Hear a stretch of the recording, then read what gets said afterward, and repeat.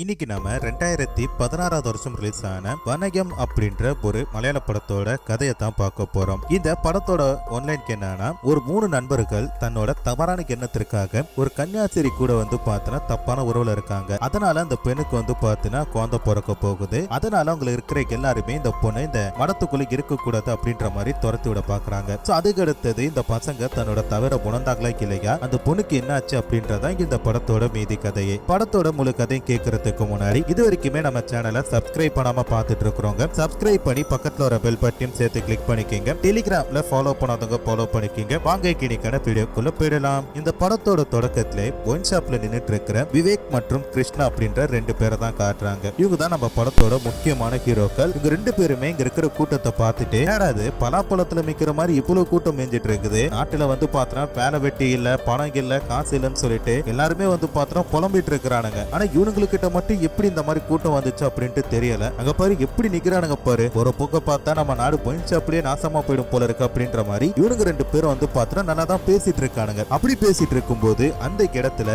ரியாஸ் அப்படின்னு சொல்லிட்டு ஒரு பையன் வரான். மச்சான் சொன்ன மாதிரி சரக்குலாம் வாங்கிட்டேன், வாங்கடா போலாம் அப்படின்ற மாதிரி சொல்ல, அப்படா கிடைச்சிச்சா வா போலாம் அப்படின்ற மாதிரி சொல்லிட்டு போராடுங்க. அப்ப இவனுக்கு 2 பேரும் பார்த்தா நாட்டு மக்கள் மேல இருக்கிற அக்கறையில பேசல, எங்க இவனுங்களுக்கு சரக்கு கிடைக்குமோ கிடைக்காதோ அப்படின்ற பயத்துல தான் பேசிருக்கானுங்க போல இருக்கு. இப்போ இவனுக்கு 2 பேரும் என்ன பண்றானா, ரியாஸோட கடைக்கு போறானுங்க. இவர் பார்த்தா இந்த 2 வீலர் அண்ட் சைக்கிள் மெக்கானிக் கடை வச்சிருக்காரு. அந்த கடையில பார்த்தா உட்கார்ந்து சரக்கு அடிச்சிட்டு இருக்கும்போது ரியாஸ் என்ன சொல்றானா, நாட்டில் நடக்கிற பல விஷயங்களை பத்தி பேசிட்டு இருக்கான். விவேக்கும் பார்த்தா ஆமா நாட்டுல இப்படி நடக்குது, அந்த மாதிரி பண்ணிட்டாங்க, இந்த மாதிரி பண்ணிட்டாங்கன்னு சொல்லிட்டு தனக்கு தெரிஞ்ச எல்லாத்தையும் பேசிட்டு இருக்கும்போது அப்ப ரியாஸ் ஒரு விஷயத்த சொல்றாரு. இனிமேட்டு பார்த்தா நம்ம சரக்கு அடிக்கிறத நிறுத்தணும் அப்படின்றாரு. ஏன்டா திடீர்னு உனக்கு என்னடா ஆச்சு அப்படின்ற மாதிரி கூட இருக்கவங்க கேக்குறப்ப, ஆமா மச்சான் நம்ம பார்த்தா குடும்பத்தை நடத்துறதுக்கே பணம் இல்லாம கஷ்டப்படுறோம், இந்த நேரத்துல இந்த சரக்கு அடிக்கிறது தம் அடிக்கிறது அப்படின்றது பார்த்தா சரியா இல்ல, அதனால பார்த்தா நம்ம இதை நிறுத்திடலாம், அதுதான் பார்த்தா நமக்கு எல்லாருக்குமே நல்லது அப்படின்ற மாதிரியும், குறிப்பா சொல்ல போனா நம்மளோட கடையில பார்த்தா இதை வச்சுக்கவே கூடாது, என்னைக்காச்சும் ஒரு நாள் குடிக்கலாம் தப்பு இல்ல, ஆனா இந்த மாதிரி டெய்லி குடிக்கிறது ரொம்ப தப்புடா அப்படின்ற மாதிரி சொல்ல, அதுக்கு பார்த்தா கூட இருக்கிற அந்த விவேக் அப்படின்றனா சொல்றானா, நான் மச்சான் இந்த மாதிரி நினைச்சுக்கிட்டேன், நம்மளோட பிளான்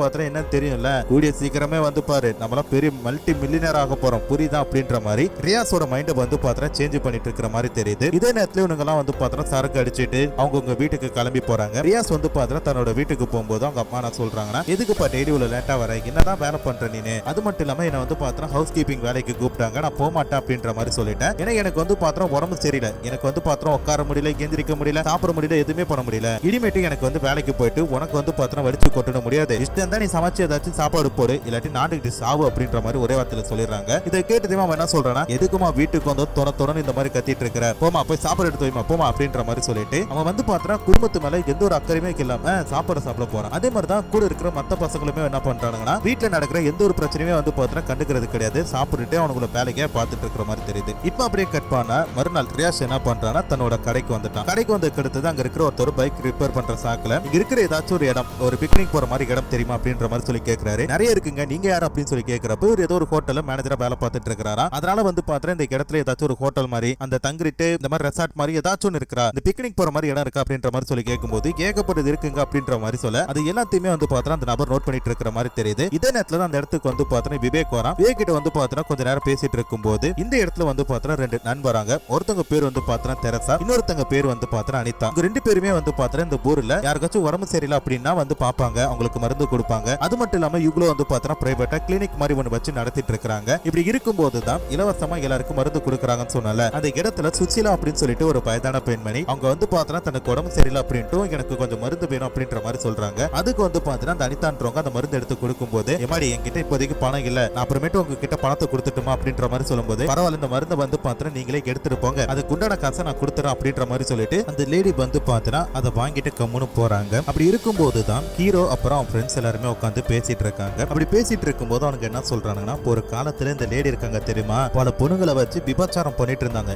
ஏகப்பட்ட பணத்தோட வாழ்ந்துட்டு இருந்தாங்க. இப்போ இவங்க கிட்ட பார்த்தா சாப்பிடறதுக்கு கூட பணம் கிடையாது, எல்லாமே பார்த்தா கர்மா தாண்டா, எத்தனை பொண்ணுங்களோட வாழ்க்கையை வீணாக்கி இருப்பாங்க அப்படின்ற மாதிரி சொல்லிட்டு அவங்க எல்லாம் பேசிட்டு இருக்கும்போது அந்த இடத்துக்கு பாத்தீங்கன்னா காலையில அட்ரஸ் கேட்டு போனா அந்த ஹோட்டல் கடைக்காரன் போறான். வந்துட்டு அந்த அட்ரஸ் பார்த்தா கன்ஃபார்ம் பண்ணும்போது அவன் பார்த்தா கூட அவனோட கேர்ள் ஃப்ரெண்டை கூட்டிட்டு போறதா பார்த்து இவங்க என்ன பண்றாங்கன்னா, அவன் இங்க போய் என்ன பண்றான்ட்டு நம்ம பார்க்கணும் பாங்கடா அப்படின்ற மாதிரி சொல்லிட்டு வேகமா என்ன பண்றானா அவனை ஃபாலோ பண்ணிட்டு போறாங்க. அங்க போனதுக்கு அடுத்தது அவன் என்ன பண்றானா, தான் காதலியை படுக்க வச்சுட்டு அவங்க கூட பார்த்தா கொஞ்சம் கடலை போட்டுட்டு இருக்கிறான். அப்படி இருக்கும்போது தான் இவனுக்கு 2 பேரும் என்ன பண்றாங்கன்னா, அவங்க 2 பேரும் கடலை போறத அவங்களுக்கே தெரியாம ரெக்கார்ட் பண்ணிட்டு இருக்கானுங்க. அப்ப அந்த ஹோட்டல் வேலைக்காரனுக்கு வந்து பாத்தீங்கன்னா யாரோத்தவங்க தன்னை ஃபாலோ பண்ணிட்டு இருக்கிற மாதிரி தெரிய, டெலிங் இங்க வந்து நம்ம வேணா நம்ம 2 பேரும் வேற இடத்துக்கு போவோம், ஏதோ ஒரு பேட் வைப் இருக்கு அப்படின்ற மாதிரி சொல்லிட்டு அந்த பொண்ணை கூட்டிட்டு வேற இடத்துக்கு போறான். அப்ப அந்த விவேக் என்ன சொல்றானா, டே அவன் கண்டிப்பா அங்க கூட்டிட்டு போனா அந்த பொண்ணு கூட கொஞ்சம் கசமசா பண்ணுவான், நம்ம 2 பேரும் போய் பாப்போம்டா வாங்கடா அப்படின்ற மாதிரி சொல்ல, அதுக்கு ரியாஸ் என்ன சொல்றானா, டே உனக்குனா பைத்தியமா பிடிச்சிருக்கு, அவன் கண்டிப்பா அதுதான் பண்ணுவான்ட்டு தெரிஞ்சிருச்சு, நம்ம எதுக்குடா அதெல்லாம் போய் பார்த்துட்டு நம்மளோட வேலைக்கு என்னமோ அதை பார்த்துட்டு நம்ம போயிட்டு இருப்போம் புரியுதா அப்படின்ற மாதிரி சொல்ல, அதுக்கு வந்து பாத்தீங்கன்னா விவேக் என்ன சொல்றானா, அவன் என்ன பண்றது நம்ம கடைசி வரைக்கும் வந்து பாத்தீங்கன்னா இதே மாதிரி பார்த்துக்கிட்டு தன்னோட காலத்தை ஓட்டிக்க வேண்டியதான், நமக்குன்னு சொல்லிட்டு ஒரு கேர்ள் ஃப்ரெண்டோ இல்ல பொண்டாட்டியே இருந்தானா நமக்குன்னு ஒரு சுகத்தை நம்மளால அனுபவிக்க முடியுமே அப்படின்ற மாதிரி சொல்ல, அதுக்கு ரியாஸ் என்ன சொல்றானா, எதுக்குடா அந்த மாதிரி கேவலமா பேசிட்டு இருக்கிற, உனக்குன்னு சொல்லிட்டு ஒரு பொண்ணோ வராமைய போயிட போறா, அந்த பொண்ணுக்காக நீ வெயிட் பண்ணிட்டு இருக்க அவ்வளவுதான் அப்படின்ற மாதிரி சொல்ல, அதுக்கு வந்து இவனுக்கு என்ன சொல்றானுங்கன்னா, இதெல்லாம் நமக்கு வந்து பார்த்தா செய்ய முடியாது, நம்ம வேணா ஏதாச்சும் ஒரு விபச்சாரம் பண்ற கிட்ட பொண்ணு கிட்ட போவோம், அவங்க கிட்ட வந்து பார்த்தா நம்மளோட செய்களை தீர்த்துப்போம் அப்படின்ற மாதிரி சொல்ல, அதுக்கு வந்து பார்த்தா சரி அப்படின்ட்டு இவனுக்கு எல்லாம் ஒத்துக்கிறானுங்க. அப்புறம் எப்படியோ தேடி கண்டுபிடிச்சு சிட்டில இருக்கிற ஒரு நபருக்கு கால் பண்ணி இந்த மாதிரி எங்களுக்கு பொண்ணு வேணும் அப்படின்ற மாதிரி சொல்ல, அவரு என்ன சொல்றானா 10,000 ஆகும் தம்பி அப்படின்ற மாதிரி சொல்றாரு. எது 10,000 ஆகுமா, 10,000க்கு நான் எங்க போறது அப்படின்ற மாதிரி சொல்லிட்டு இவனுக்கு யோசிக்கிறானுங்க.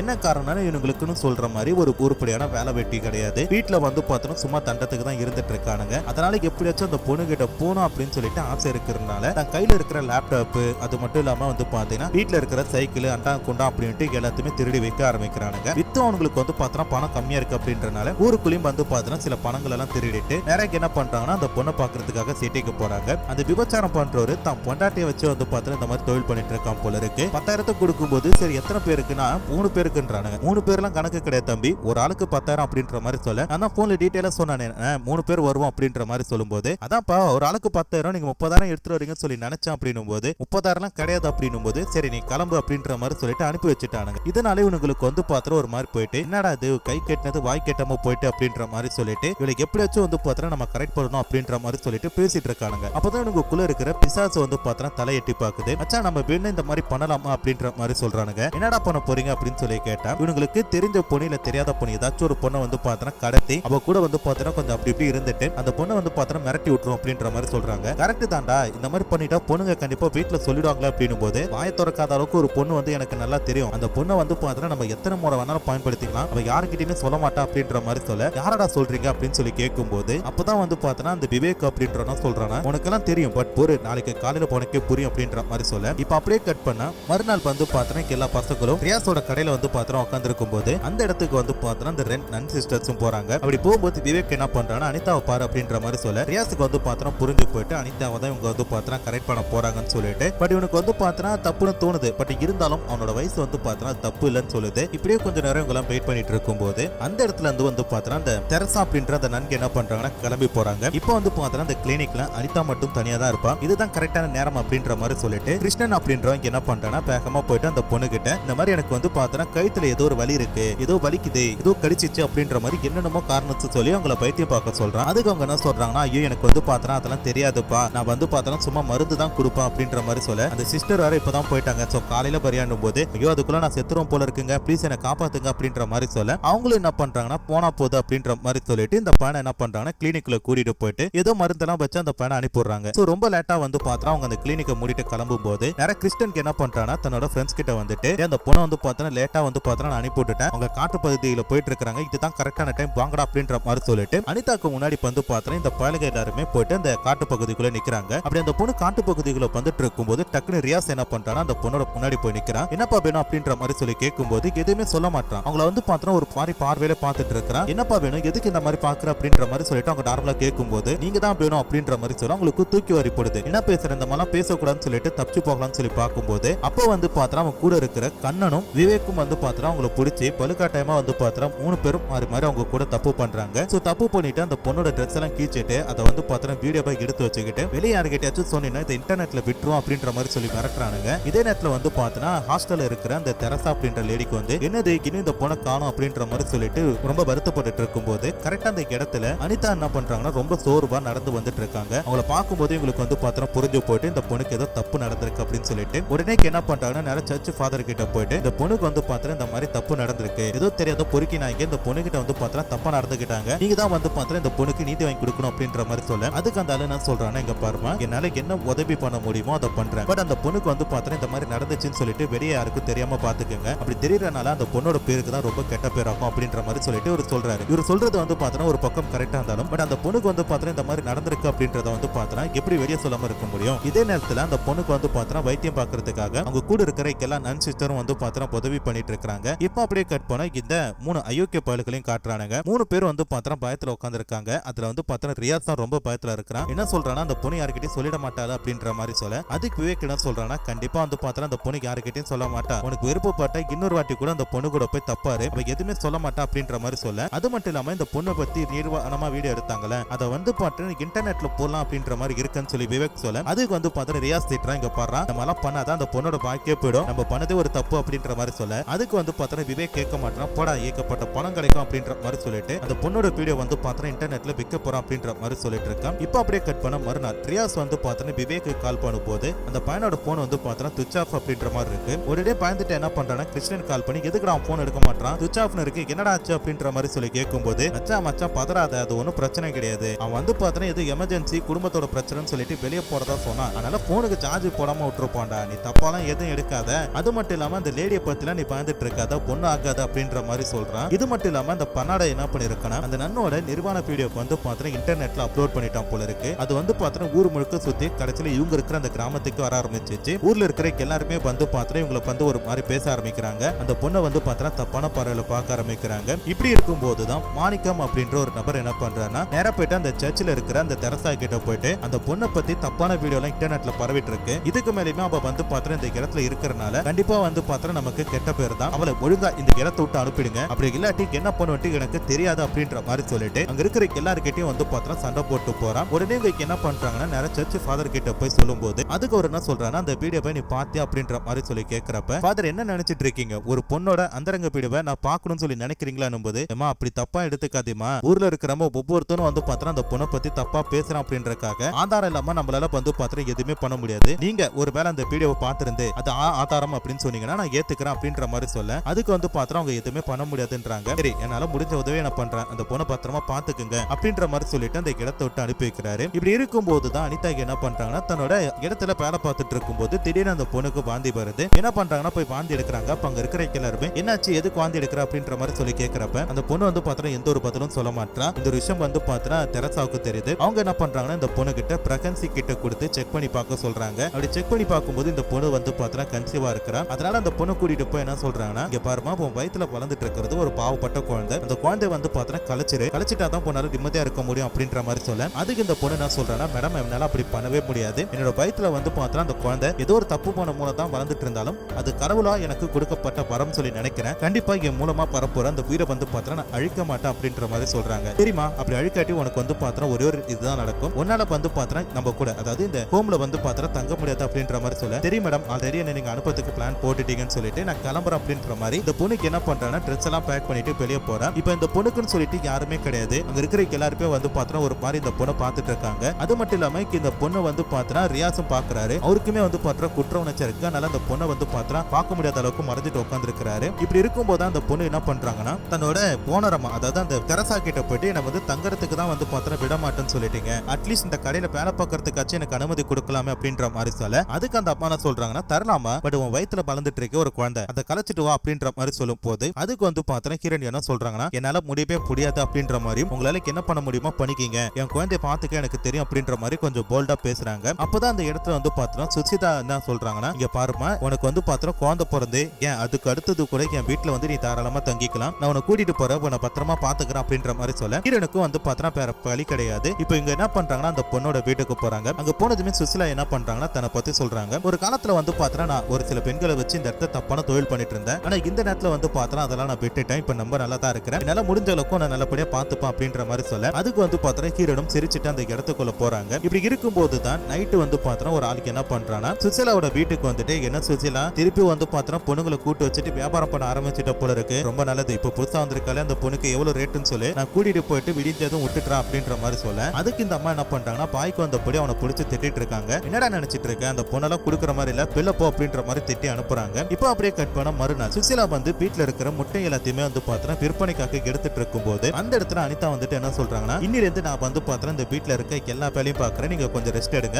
உங்களுக்காக நான் கடத்தருக்கு போயிட்டு இந்த முட்டையெல்லாம் வித்துட்டு வரேன் அப்படின்ற மாதிரி சொல்றாங்க. எனக்கு வந்து பாத்தீங்கன்னா வீட்டுல இருக்க கடுப்பா வரை இருக்கு அப்படின்ற மாதிரி சொல்ல அதுக்கு வந்து பாத்தீங்கன்னா அவங்க என்ன சொல்றாங்கன்னா நீ சொல்றதெல்லாம் கரெக்ட் தாமா. ஆனா இந்த ஊர்ல இருக்கிற எல்லாரும் வந்து பார்த்தா உனக்கு ஏத்துப்பாங்களான்னு தெரியல. ஏற்கனவே வந்து பார்த்தா நீ ஒரு புனிதமான பெண். அந்த புனிதத்தை வந்து பார்த்தா ரெண்டு புறம்போக்குங்க ஏதோ உனக்கு எடுத்துட்டு அப்படின்ற மாதிரி சொல்றேன். அதனால வந்து பார்த்தா இங்க இருக்கிறவெல்லாம் உன்னை தப்பா தான் பாப்பா அப்படின்னு போது எவன் எப்படி பார்த்தாலும் எனக்கு வந்து பார்த்தா பிரச்சனை கிடையாது. நான் வந்து பார்த்தா தைரியமா இருக்க போறேன். ஏன்னா என் வயித்துல என்னை நம்பி ஒரு குழந்தை வளர்ந்துட்டு இருக்கு. அந்த குழந்தைக்கு வந்து பார்த்தா நான் தைரியம் கொடுக்கணும்னா நான் தைரியமா இருக்கணும்ல அப்படின்ற மாதிரி சொல்ல சூப்பர்மா இதுதான் வந்து பார்த்தா கரெக்டா இருக்கு அப்படின்ற மாதிரி சொல்லிட்டு அவங்களும் என்ன பண்றாங்கன்னா அந்த பொண்ணு கிட்ட முட்டையெல்லாம் கொடுத்து அனுப்புறாங்க. ஹீரோனும் வந்து பார்த்தா முட்டையெல்லாம் எடுத்துட்டு போயிட்டு ஒரு கடையில கொடுக்கும்போது அங்க இருக்கிற எல்லாருமே வந்து பார்த்தா இந்த பொண்ணை பார்த்து சிரிச்சிட்டு இருக்காங்க. அப்ப அந்த வர்கீஸ் அப்படின்ற நபருக்கு என்ன சொல்றானா இந்த பொண்ணை பார்த்துட்டு இங்க பாருமா அந்த புறம்போக்குங்க எல்லாம் சிரிக்கிறாங்க அப்படின்னு சொல்லிட்டு நீ வருத்தப்படாத. உன்னை பத்தி எனக்கு நல்லாவே தெரியும். உன் மேல தப்பு கிடையவே கிடையாது. உனக்கு என்ன விடுமோ எப்போ விடுமோ என் கிட்ட வந்து தாராளமா கேளு. என்னால முடிந்த உதவி உனக்கு பண்றான் அப்படின்ற மாதிரி சொல்றான். இவனே தான் கொஞ்ச நேரத்துக்கு முன்னாடி இந்த பொண்ணை வந்து பார்த்தா இந்த ஹோம்ல வச்சிருக்க கூடாது வெளியே போக சொல்லுங்க. இவளால வந்து நம்ம சர்ச்சோட புனிதமே கெட்டு போகுது அப்படின்ற மாதிரி எல்லாம் பேசியிருப்பான். திடீர்னு இப்ப எப்படி இவ்வளவு நல்ல படம் மாறணும் அப்படின்னு சொல்லி பார்த்தா இப்ப இந்த பொண்ணு வந்து பார்த்தா யாரோட வீட்டுல இருக்காங்க சுசீலாவோட வீட்டுல. சுசீலா இதுக்கு முன்னாடி என்ன வேலை பண்ணாங்க சில பெண்களை வச்சு தொழில் பண்ணிட்டு இருந்தாங்க. அதனால இப்ப இந்த பொண்ணு கிட்ட பேசி பழகிட்டு அவ கூட வந்து பார்த்தா பொண்ணா இருக்கலாம் அப்படின்ற மாதிரி சொல்லிட்டு இவன் நினைச்சிட்டு இருக்கிறான். அதை புரிஞ்சுக்கிட்ட கிரண்க்கு என்ன பண்றாங்கன்னா கேண்டடே உனக்கு வந்து பார்த்தா வெக்கமா கிடையாது. அன்னைக்கு என்ன பத்தி போட்டும் கொடுக்குற இப்ப என் கூட பொண்ணா இருக்கணும்னு சொல்லி நினைக்கிறேன். உன்ன மாதிரி ஆண்களை பாக்குறதுக்கு அருவருப்பா இருக்கணும் அப்படின்ற மாதிரி சொல்லிட்டு அவங்க என்ன பண்றாங்கன்னா அந்த இடத்தை விட்டு போயிட்டாங்க. இப்ப அப்படியே கட் பண்ணா அந்த வர்கீஸ் என்ன பண்றான்னா ஹீரோ கிட்ட போயிட்டு அம்மா தம்பி உன்கிட்ட கேட்கணும்னு சொல்லி நினைச்சேன். உன் கூட ஒரு 4 தருதலைங்க சுத்திட்டு இருக்குமே எங்க அந்த 2 பேர் அப்படின்னு சொல்லி கேட்கறப்ப நினைவு தெரியல நான் அவங்களை பார்த்து ரொம்ப நாள் ஆகுது அப்படின்ற மாதிரி ஹீரோவும் வந்து பார்த்தா சொல்லிட்டு இருக்கும் போது கரெக்டா அவங்க 2 பேர் வரானுங்க. எங்கடா போனீங்க என்னடா ஆச்சு உங்க 2 பேருக்கும் அப்படின்னு சொல்லி கேட்கறப்ப ஒண்ணுல மச்சான் நாங்க 2 பேரும் அந்த பொண்ணு கிட்ட தப்பா இருந்த கெடுத்தது எங்க மனசு வந்து பார்த்தா ஒரு மாதிரி கஷ்டத்துல இருந்துச்சு. அதனால தான் வந்து பார்த்தா வெளியூருக்கு வேலைக்கு போயிட்டோம். அது மட்டும் இல்லாம குடும்பத்துல வந்து பார்த்தா நிறைய பணம் கஷ்டம் இருக்குன்றனால எங்களால வந்து பார்த்தா அதை சரி பண்ண முடியல. இப்போ வந்து பார்த்தா ஃப்ரெஷ்ஷா தான் இருக்கும். வேணும்னா நம்ம திருப்பி அந்த அனிதாவை கரெக்ட் பண்ணி ஏதாச்சும் பண்ணுவோமா அப்படின்ற மாதிரி சொல்லி கேட்கும்போது அதுக்கு ரியாஸ் என்ன சொல்றானா கேட்டா உங்களுக்கு அறிவு கிடையாது. ஒரு புனிதமான அந்த ஒரு பொண்ணை வந்து பார்த்தா பாய்க்க நம்ம வீணாக்கிட்டோம். அது மட்டும் இல்லாம நம்மளால அந்த பொண்ணு வந்து பார்த்தா இப்ப கர்ப்பமா இருக்கா. அதனால அந்த பொண்ணை வந்து பார்த்தா வீட்டை விட்டு துரத்திட்டாங்க. இப்ப வந்து எங்க தங்கிருக்கா என்ன பண்ணிட்டு இருக்கானாச்சும் உங்களுக்கு தெரியுமான்னு போது அதுக்கு அந்த விவேக் என்ன சொல்றானா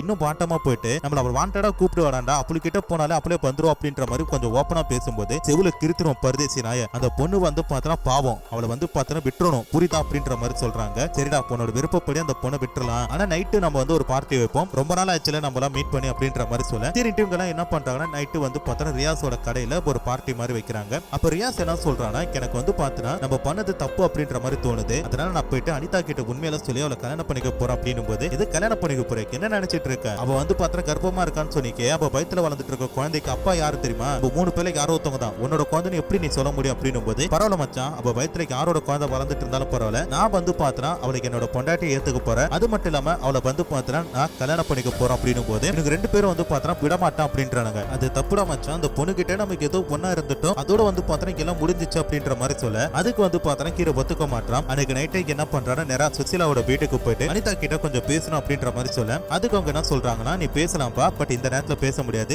எதுவா இருந்தாலும் பகல்ல வா அப்படின்ற மாதிரி சொல்ல சரி என்ன பண்றானா நைட்டு போயிட்டு படுத்து தூங்குறான். அப்படி தூங்கும் போது கூட இந்த பொண்ணோட வாழ்க்கை வீணாக்கிட்டோமே அப்படின்ட்டு நாளைக்கு அந்த பொண்ணு கிட்ட போயிட்டு நமக்கு எப்படி மன்னிப்பு கேட்கலாம் அவங்க முகத்தை பார்த்து எப்படி பேசலாம். அது மட்டும் இல்லாம அந்த பொண்ணு வந்து பார்த்தா நம்மளோட காதலுக்கு ஏத்து போல மாட்டலாம் அப்படின்ட்டு கேட்கப்பட்ட குழப்பத்தோட ஒரு புத்துணர்ச்சியோட தலைவன் வந்து பார்த்தா நல்லா படுத்து தூங்கிட்டு இருக்கிறான். மறுநாள் முதல்ல அந்த பொண்ணோட வீட்டுக்கு போயிட்டு இந்த மாதிரி வந்து பார்த்தா உங்ககிட்ட ஒன்னு பேசணும் அப்படின்ற மாதிரி சொல்ல என்ன அப்படின்றாங்க நான் வந்து பார்த்தா உங்களை கல்யாணம் பண்ணிக்கிறேன் நான் தானே உங்களை ஃபர்ஸ்ட் இந்த மாதிரி தப்பா ட்ரீட் பண்ணேன் அதனால அதுக்கு பிராயச்சித்தமா உங்களை கல்யாணம் பண்ணிக்கிறேன் அப்படின்ற மாதிரி சொல்ல அதுக்கு அவங்க என்ன சொல்றாங்கன்னா பொண்ண மாதிரி பெண்களோட உணர்ச்சி புரிஞ்சுக்க முடியாதவங்க கூட கண்டிப்பா வந்து பார்த்தா என்னால குழந்தை பெற்றுட்டு குடும்பத்தோட வாழ்ந்துட்டு இருக்க முடியாது. அது மட்டும் இல்லாம என் வயித்துல வளர குழந்தை என்னால நல்லா பாத்துக்க முடியும். அதுக்கு வந்து பார்த்தா எவனோட தாயமும் தேவையில்ல என்னால முடியும் உன் வேலையை பார்த்துட்டு நீ போ அப்படின்ற மாதிரி சொல்ல இவனுக்கு வந்து பார்த்தா ஒரு பாறையை போயிட்டு என்னடா இந்த பொண்ணு இப்படி பேசிட்டாலுன்னு சொல்லிட்டு மனசை வந்து பார்த்தா இருக்க கேட்டு ஒரு மாதிரி சோகத்தோட அந்த இடத்தை விட்டு போறான். மறுநாள் ஹீரோனுக்கு என்ன பண்றாங்கன்னா அந்த முட்டையெல்லாம் எடுத்துட்டு கடைக்கு போகும்போது போற வேலை ஒரு அரச மரத்துல வந்து பார்த்தா அந்த பையன் தூக்கு போட்டு தொங்கிட்டு இருக்கிறான். ரியாஸோட முகத்தை பாக்குறாங்க. ஹீரோனுக்கு வந்து பார்த்தா அழுகணும் சோகப்படணும் இல்ல கோபப்படணும் அப்படின்ட்டு எதுவுமே தோணல. எந்த ஒரு உணர்ச்சியும் இல்லாம அவனோட பணத்தை பார்த்துட்டு சிரிச்சிட்டு அந்த இடத்தை விட்டு போறாங்க.